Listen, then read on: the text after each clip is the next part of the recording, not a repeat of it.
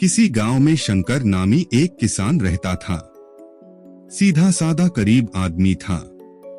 अपने काम से काम, न किसी के लेने में न किसी के देने में, छक्का पंजा न जानता था।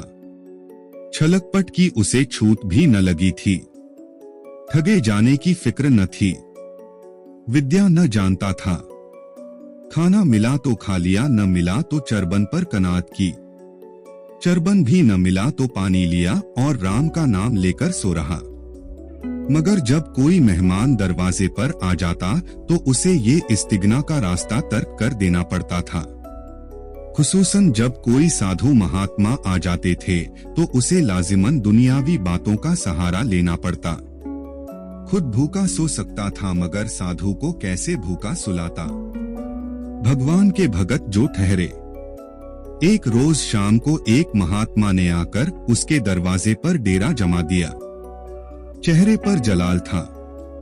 पीतांबर गले में, जटा सर पर, पीतल का कमंडल हाथ में, खड़ाऊ पैर में, ऐनक आंखों पर, करस की पूरा भेस उन महात्मा का सा था जो रोसा के महलों में रियाजत, हवागाड़ियों पर मंदिरों का तवाफ और योग मुराकिबा में कमाल हासिल करने के लिए लजीज गिज़ाएं खाते हैं। घर में जौ का आटा था, वो उन्हें कैसे खिलाता।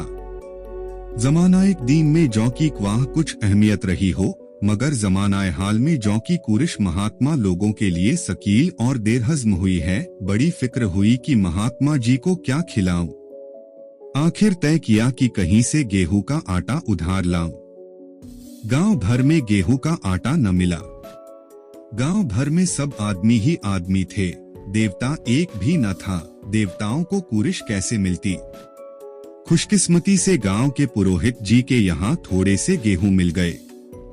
उनसे 1.25 सेर गेहूं उधार लिए और बीवी से कहा कि पीस दे। महात्मा ने खाया, लंबी तान कर सोए और सुबह आशीर्वाद देकर अपना रास्ता लिया। पुरोहित जी साल में 2 बार खलियानी लिया करते थे। शंकर ने दिल में कहा कि 1.25 सेर गेहूं क्या लौटाऊं। पंसेरी के बदले कुछ ज्यादा खलियानी दे दूंगा। वो भी समझ जाएंगे, मैं भी समझ जाऊंगा। चैत में जब वो पुरोहित जी पहुँचे तो उन्हें 1.5 पंसेरी के करीब गेहूं दे दिए और अपने को सुबुकदोश समझकर इसका कोई तज़किरा न किया। पुरोहित जी ने भी फिर कभी न मांगा। सीधे साधे शंकर को क्या मालूम कि ये 1.25 सेर गेहूं चुकाने के लिए मुझे दोबारा जन्म लेना पड़ेगा। 7 साल गुजर गए। पुरोहित जी ब्राह्मण से महाजन हुए। शंकर किसान से मजदूर हो गया। उसका छोटा भाई मंगल उससे अलग हो गया था। एक साथ रहकर दोनों किसान थे, अलग होकर दोनों मजदूर हो गए थे। शंकर ने बहुत चाहा कि निफाक की आग भड़कने न पावे, मगर हालत ने उसको मजबूर कर दिया। जिस वक्त अलग चूल्हे जले वो फूट फूट कर रोया। आज से भाई भाई दुश्मन हो जाएंगे। एक रोए तो दूसरा हंसेगा, एक के घर में कमी होगी तो दूसरे के घर गुलगुले पकेंगे। मोहब्बत का रिश्ता, दूध का रिश्ता आज टूटा जाता है। उसने सख्त मेहनत करके खानदानी इज्जत का ये दरख्त लगाया था। उसे अपने खून से सींचा था। उसका जड़ से उखड़ना देखकर उसके दिल के टुकड़े हुए जाते थे। 7 रोज तक उसने दाने की सूरत भी न देखी। दिन भर जेठ की धूप में काम करता और रात में लपेट कर सो रहता। इस सख्त रंज और नाकाबिले बर्दाश्त तकलीफ ने खून को जला दिया, गोश्त और चर्बी को घुला दिया। बीमार पड़ा तो महीनों चारपाई से न उठा। अब गुजर बसर कैसे हो। 5 बीघे के आधे खेत रह गए, 1 बैल रह गया। खेती क्या काक होती। आखिर यहाँ तक नौबत पहुंची कि खेती सिर्फ नाम भर को रह गई। माश का सारा भार मजदूरी पर आ पड़ा। 7 साल गुजर गए। एक दिन शंकर मजदूरी करके लौटा तो रास्ते में पुरोहित जी ने टोक कर कहा, शंकर कल आके अपने 20 बैंक का हिसाब कर ले।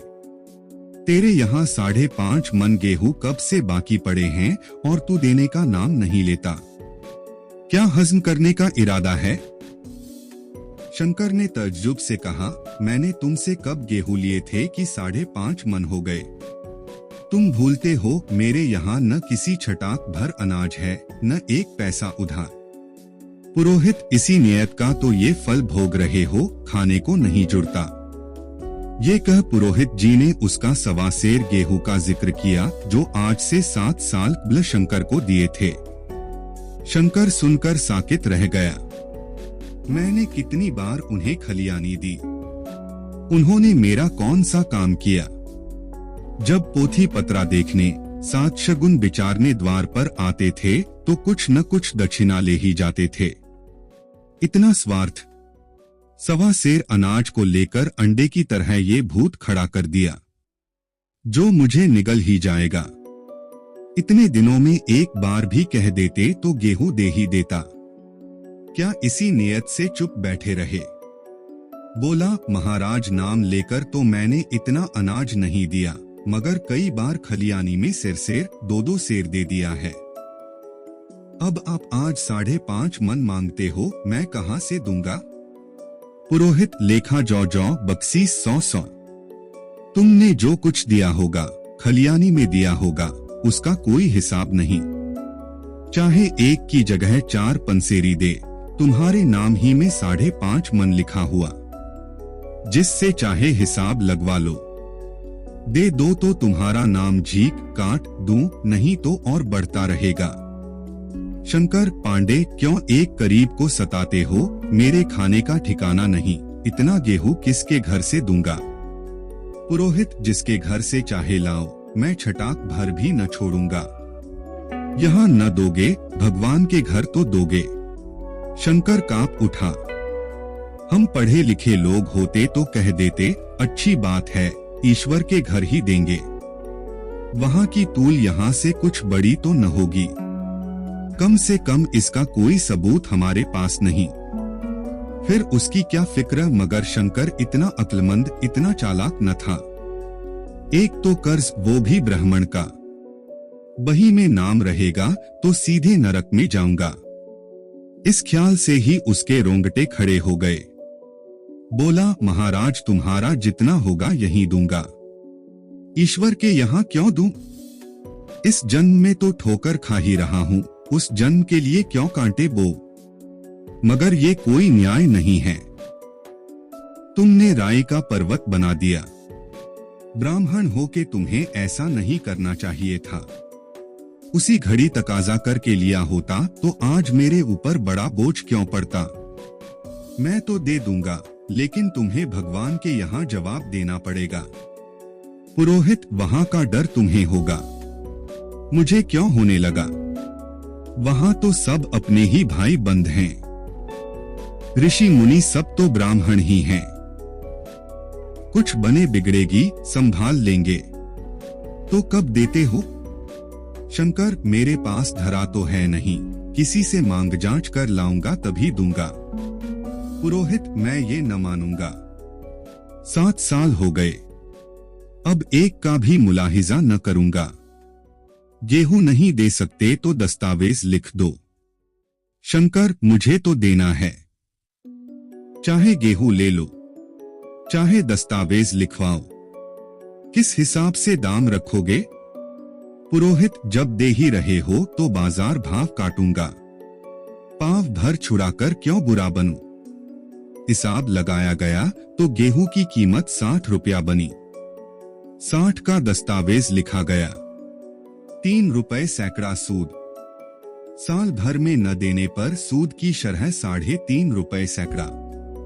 8 आने का स्टैंप 1 रुपया दस्तावेज की तहरीर शंकर को अलहदा देनी पड़ी। सारे गांव ने पुरोहित जी की मजम्मत की, मगर सामने नहीं। महाजन से सभी को काम पड़ता है, उसके मुंह कौन लगे।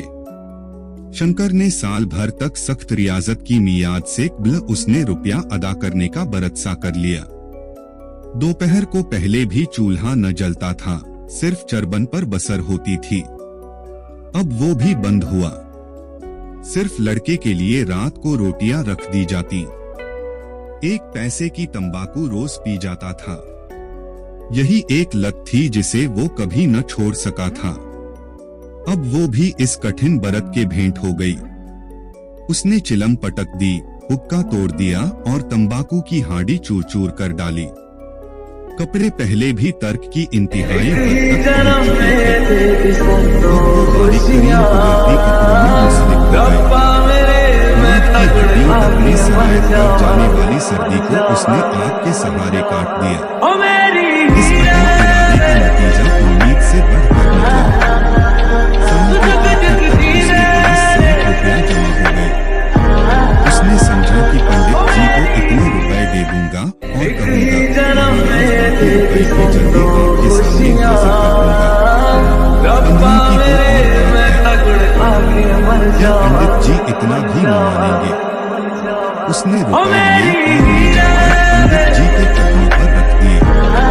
पंडित जी ने उनको सिर होकर पूछा, किसी से उधार लिया क्या? शंकर, नहीं महाराज, आपकी असीस से अब की मजूरी अच्छी है। पंडित जी, लेकिन ये तो साथ ही है। शंकर, इतनी अभी ले लीजिए, बाकी 2-3 महीने में दे दूंगा। मुझे पूरे कर दीजिए। पंडित जी, पूरे को जब दोगे जब मेरी कौड़ी चुका दोगे। जाकर मेरे 15 और लाओ। शंकर, महाराज, इतनी दया करें। अब सांझ की रोटियों का भी ठिकाना नहीं है। मैं दे ही दूंगा। पंडित, मैं ये रोग नहीं, मैं बहुत बातें करना जानता हूँ। अगर मेरे पूरे से 3.5 रुपए से चलेगा। इतने रुपए चाहे अपने घर में रखो, चाहे मेरे यहाँ छोड़ जाओ। शंकर, अच्छा, जितना लाया हूँ उतना लीजिए।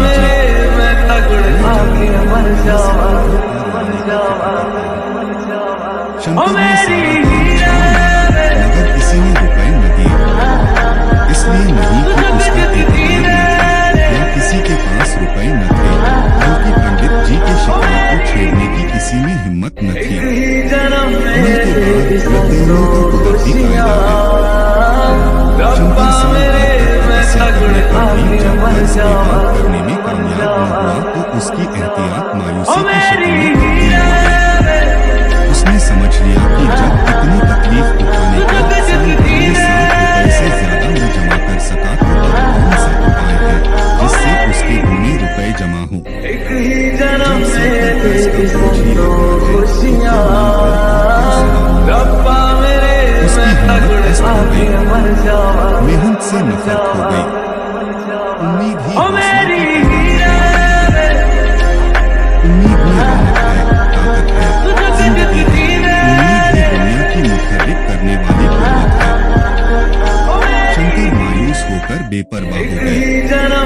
वो जरूरतें जिनको उसने साल भर तक पाल रखा था, दरवाजे पर खड़ी बल्कि सर पर सवार होने वाली चुड़ैलें थीं, जो अपने चौथे नहीं छोड़ती।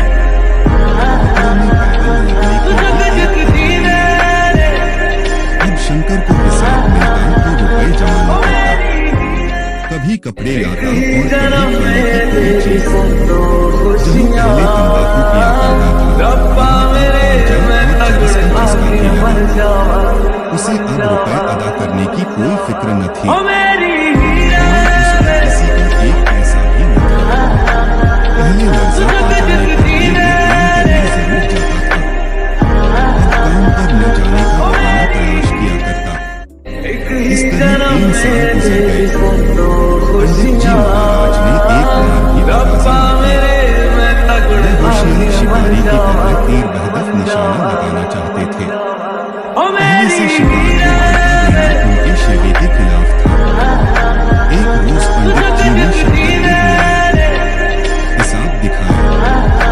60 रुपए जमा थे। वो मिन्हा करने पर भी अब शंकर के ज़िम्मे 120 रुपए निकले। इतने रुपए तो उसी जन्म में दूंगा। इस जन्म में नहीं हो सकता। पंडित, मैं इसी जन्म में लूंगा। इसलिए सही सूद को देना ही पड़ेगा। शंकर, एक बैल है, एक झोंपड़ी है, वो ले लीजिए और मेरे पास रखा क्या है?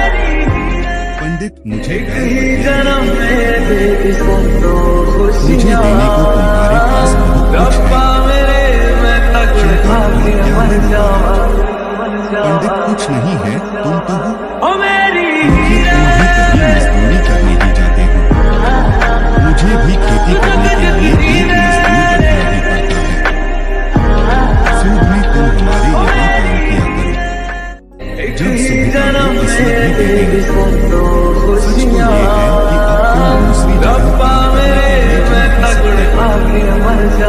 मेरे रुपए न चुका दो, तुम्हारे पास कोई जायदाद नहीं है।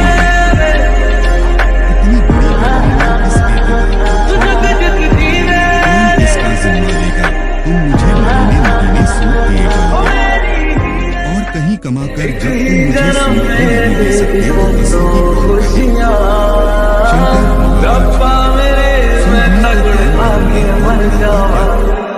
शंकर पंडित तुम्हारी घर वाली है, लड़के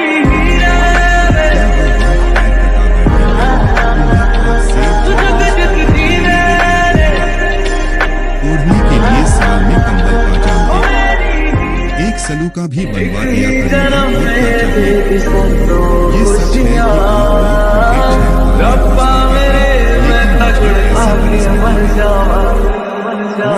कि तुम्हें अपने रुपए भराने के लिए शंकर ने कुछ देर तक गहरे सोच में पड़े रहने के बाद कहा, ये तो जन्म भर की गुलामी हुई। पंडित, गुलामी समझो चाहे मजूरी समझो,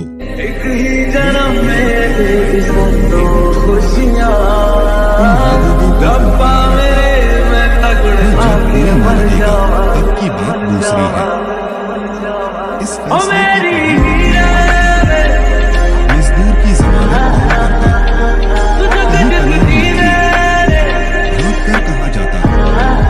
दूसरे रोज से उसने पंडित जी के यहाँ काम करना शुरू कर दिया। सुबह से गेहूं की बदौलत के लिए पुरानी की उस बदनसी को अब अगर किसी ख्याल से तस्कीन होती थी तो इसी से कि ये सब मेरे पिछले जन्म का भोग है। औरत को वो काम करने पड़े थे जो उसने कभी न किए थे। बच्चे दाने दाने को तरसते थे, लेकिन शंकर चुप देखने के सिवा और कुछ न कर सकता था। वो गेहूं के दाने किसी देवता को की तरह उसके सर से निकले। शंकर ने पंडित जी के यहाँ 20 बरस तक गुलामी करने के बाद इस कंपनी से मेहनत की। 120 अभी तक उसके सर पर सवार थे। पंडित जी ने उस गरीब को ईश्वर के दरबार में तकलीफ देना मुनासिब न समझा। बस उन्होंने उसके जवान बेटे की गर्दन पकड़ी। आज तक वो पंडित जी के यहाँ काम करता है। उसका अपमान कब अदा होगा भी या नहीं, ईश्वर ही जाने।